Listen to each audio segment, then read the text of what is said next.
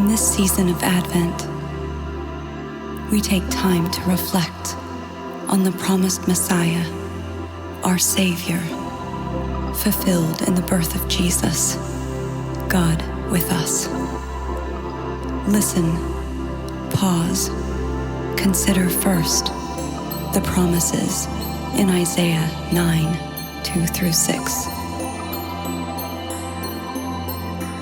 For the people who walked in darkness will see a radiant light shining upon them, illuminating even the darkest places.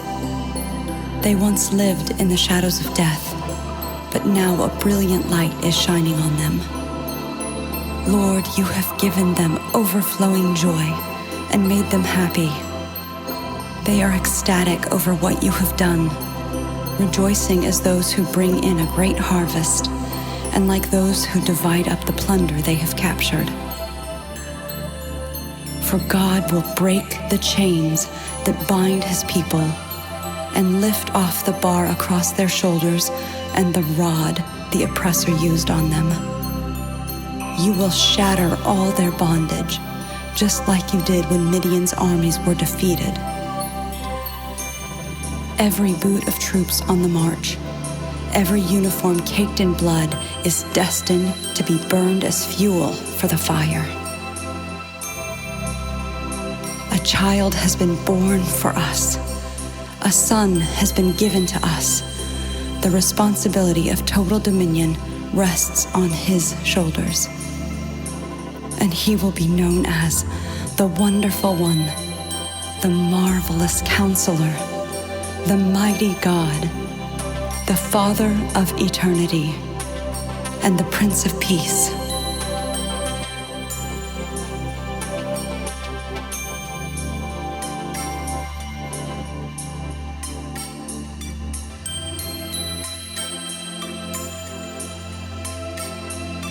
As we consider the fulfillment of this promise, listen to what the Lord might be speaking to you. Jesus, you came into the world in a way most people did not expect. Where are you revealing yourself in my life, in our world, in ways I might not easily recognize? Jesus, you are the light that illuminates the darkness, the promised deliverer. I thank you for living so that I may be free. In this season, how can I walk more fully in your freedom?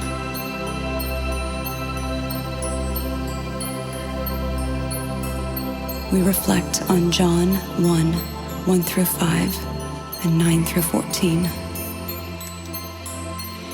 In the very beginning, the living expression was already there, and the living expression was with God, yet fully God. They were together, face to face, in the very beginning. And through his creative inspiration, this living expression made all things. For nothing has existence apart from him. Life came into being because of him, for his life is light for all humanity. And this living expression is the light that bursts through gloom, the light that darkness could not diminish. For the light of truth was about to come into the world and shine upon everyone. He entered into the very world he created, yet the world was unaware. He came to the very people he created, to those who should have recognized him, but they did not receive him. But those who embraced him and took hold of his name were given authority to become the children of God. He was not born by the joining of human parents or from natural means or by a man's desire, but he was born of God. And so the living expression became a man and lived among us. And we gazed upon the splendor of his glory, the glory of the one and only, who came from the Father, overflowing with tender mercy and truth.